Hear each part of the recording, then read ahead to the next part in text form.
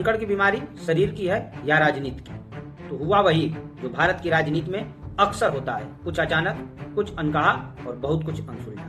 एक कहावत है, अनपढ़ जाट पढ़ा बराबर, पढ़ा जाट खुदा बराबर। हम आपको इस वीडियो में बताएंगे यह बीमारी राजनीतिक बिसात पर है या वास्तव में कुछ और।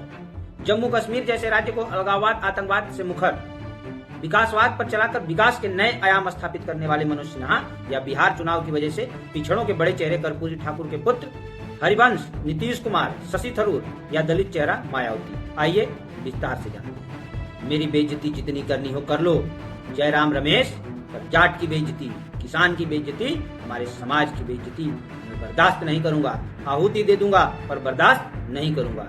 जगदीप धनखड़ ने अपने पद की गरिमा, उपराष्ट्रपति पद की गरिमा नहीं रख पाए, ये जगदीप धनखड़ बर्दाश्त नहीं करेंगे। ऐसे तेवर वाले उपराष्ट्रपति ने अचानक इस्तीफा दे दिया। 18 मई 1951 की ठाना गांव, झुंझुनू जिला, राजस्थान में जन्मे धनखड़ साहब सरकारी स्कूल की ठाना से शिक्षा, बाद में स्नातक बीएससी फिजिक्स और उसके बाद राजस्थान लॉ कॉलेज से एलएलबी की डिग्री। 1989 में पहली बार जनता दल के टिकट पर झुंझुनू से लोकसभा पहुंचे। उसी साल बीपी सिंह की सरकार में केंद्रीय संसदीय राज्य मंत्री रहे। 90 की दशक में जनता दल के बाद वे कांग्रेस में शामिल हो गए। बाद में उन्होंने भारतीय जनता पार्टी का दामन थामा। 2003 में राजस्थान हाईकोर्ट बार एसोसिएशन के अध्यक्ष चुने गए। 2019 में पश्चिम बंगाल के राज्यपाल पद पर राष्ट्रपति रामनाथ कोविंद जी ने उन्हें नियुक्त किया। यानी राजनीतिक संघर्ष खूब रहा। भारत के उपराष्ट्रपति श्री जगदीप धनखड़ ने अचानक अपने पद से इस्तीफा दे दिया। कारण स्वास्थ्य। अब यह स्वास्थ्य शब्द सुनते ही देश के राजनीतिक जानकार मुस्कुराने लगे, क्योंकि जब कोई बड़ा आदमी स्वास्थ्य कारणों से पद छोड़ता है तो असली बीमारी लोग कहीं और ढूंढने लगते हैं। कभी सिस्टम में, कभी दबाव में, कभी अगले चुनाव की रणनीति में। धनखड़ साहब ऐसे उपराष्ट्रपति नहीं थे, उनकी सदैव चर्चा रही है। विपरीत परिस्थिति में धैर्य के साथ निर्णय लेने के लिए वो सदा से जाने जाते थे। बंगाल सरकार से टकराव रहा हो या वक्फ बिल जैसा महत्वपूर्ण मुद्दा, राज्यसभा में धनखड़ साहब खूब दहाड़ते थे। चंद्रशेखर जी के कार्यकाल में महत्वपूर्ण मंत्रालय संभाल चुके एक किसान परिवार का बेटा, जिसने संघर्ष बचपन से किया। राजनीति के नब्ज को ठीक से टटोलने वाले ऐसे व्यक्ति को बीमारी का बहाना राजनीतिक गलियारे में स्वीकार नहीं की जा रही। राजनीतिक विश्लेषकों की माने तो वो कुछ और बीमारी समझ रहे हैं। पहली बीमारी न्यायपालिका से टकराव। धनखड़ साहब कोई शांतचित्त शाकाहारी उपराष्ट्रपति नहीं थे। वे न्यायपालिका पर बार बार सवाल उठा चुके हैं। अनुच्छेद 142 को परमाणु मिसाइल कहना या जजों को सुपर संसद घोषित करना, ये सब बातें सुप्रीम कोर्ट के गले नहीं उतर रही। ऐसे में सवाल उठता है, क्या यह इस्तीफा वास्तव में स्वास्थ्य के लिए था या संवैधानिक संतुलन को सेट करने के? क्या मोदी सरकार ने यह समझ लिया था कि धनखड़ साहब की जुबान गठबंधन पर भारी पड़ गई? क्या न्यायपालिका के सम्मान को बचाने के लिए धनखड़ को बलि का बकरा चुना गया?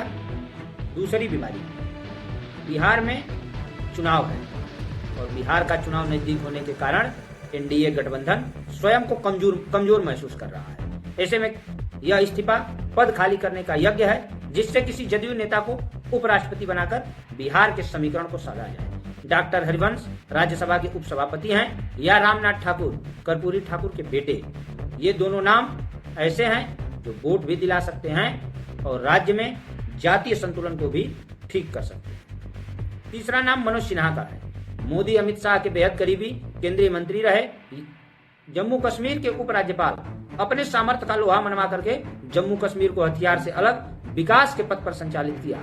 लगातार 5 वर्षों से लगभग जम्मू कश्मीर में विकास के नए आयाम स्थापित कर रहे हैं। शशि थरूर, ये भी नाम बुरा नहीं है। मोदी जी के कार्य पद्धति को जो समझते हैं, उनका मानना है कि उनके फैसले राजनीति से परे होते हैं। चाहे एस जयशंकर हो या पिछले चुनाव में राज्यों के मुख्यमंत्री का निर्णय हमेशा अप्रत्याशित रूप होते हैं। तीसरी बीमारी, नीतीश का वादा। एक अफवाह यह भी उड़ रही है कि नीतीश कुमार को राष्ट्रपति बनाने का वादा किया गया था। अब ये बात हजम नहीं होती, क्योंकि एनडीए ने उन्हें फिर से बिहार में मुख्यमंत्री का चेहरा घोषित कर दिया है।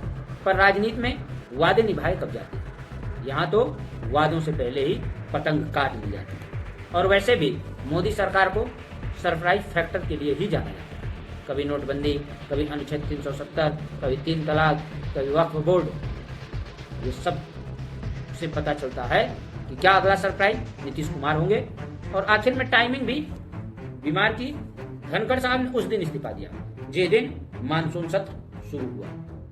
दिन भर राज्यसभा चलाने के बाद रात में इस्तीफा। बीबीसी हिंदी के मुताबिक जेएनयू में हुए 10 जुलाई के एक कार्यक्रम में धनखड़ साहब ने कहा था कि वो 2027 में राजनीति से बाहर हो। लेकिन पिछले 10 दिनों में ऐसा क्या बीता कि उन्होंने अचानक अपने पद को छोड़ दिया।